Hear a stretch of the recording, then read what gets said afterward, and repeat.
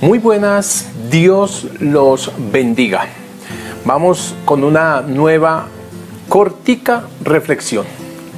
Si alguien se refiere a otra persona como ridícula, usando ese término, lo que está señalando no solo es que es como rara o extravagante, sino que además esa persona le produce risa e incluso merece la burla. En resumen, es un pobre absurdo. Qué palabras más difíciles, ¿verdad?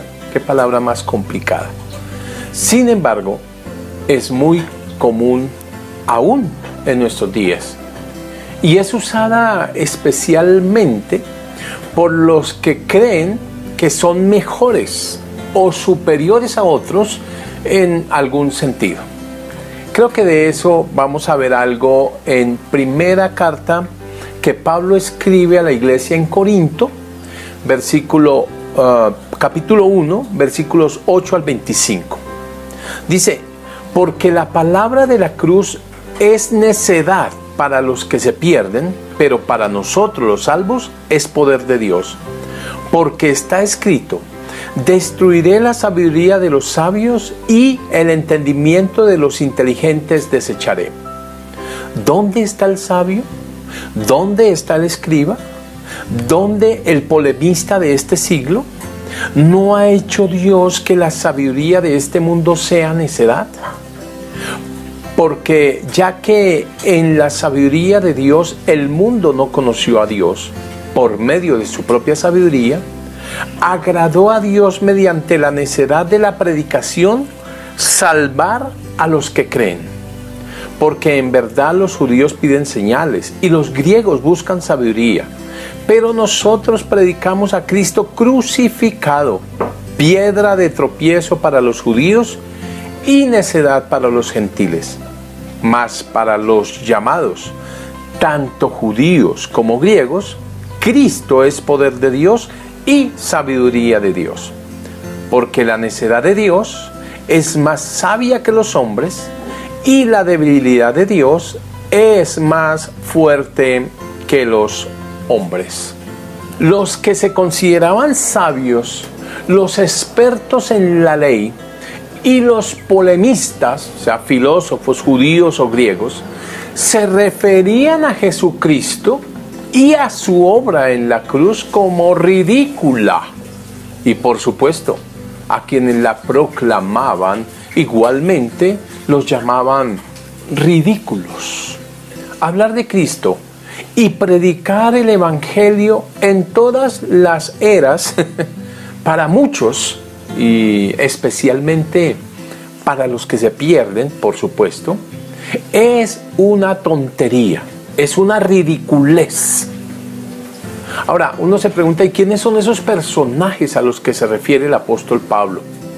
Por un lado, los sabios de este mundo, que pretenden tener mejores argumentos que Dios. Me recuerdan a Job, que se comportó como un necio, pretendiendo tener mejor conocimiento que Dios, y hasta incluso pensó en confrontar a Dios para que Dios viniera a explicarle.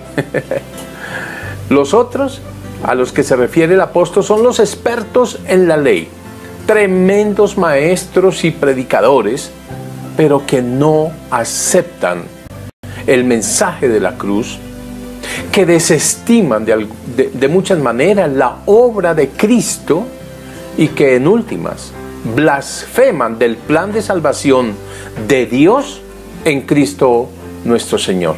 Ese plan que es perfecto, completo y suficiente para la reconciliación de la humanidad con Dios.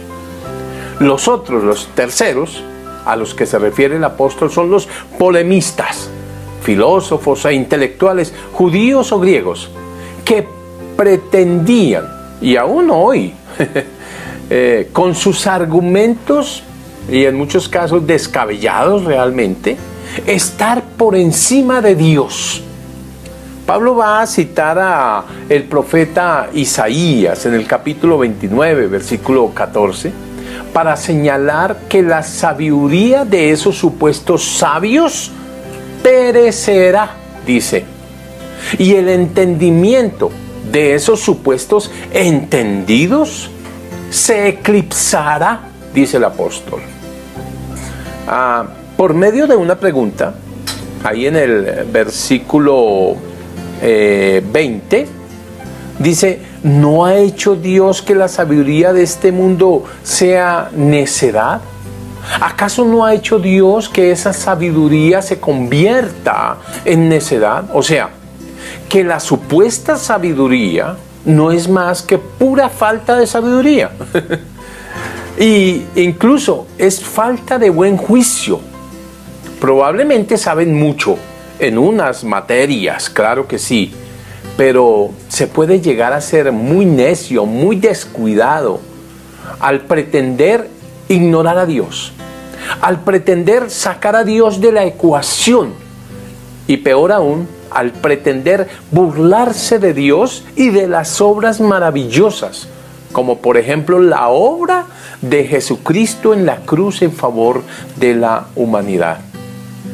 Dice el apóstol: Dios determinó en su infinita sabiduría confundir a los que se creen que saben mucho, mostrar cuán tonto se puede llegar a ser.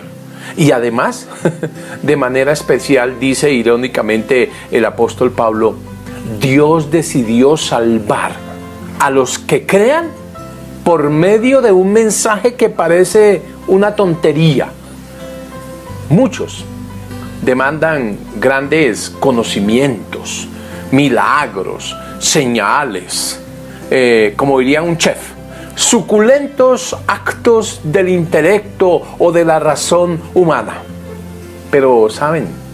Dios, por medio de lo que parece una tontería, decidió abrir el único, escuche bien, el único camino de salvación para todo aquel que crea en Él, por supuesto, que crea también en su Hijo Jesucristo, y más allá, que crea en la obra expiatoria de nuestro Señor Jesucristo en la cruz del Calvario. El mismo Pablo, por allá en el libro de Efesios, en la carta a los Efesios, dijo: estábamos muertos en nuestros delitos y en pecados, y por gracia hemos sido salvados por medio de la fe, siendo la salvación, un regalo de Dios.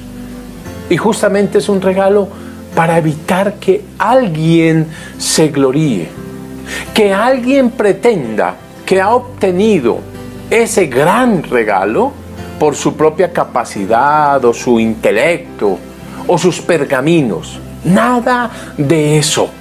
Solo la bondad de Dios, la gracia de Dios.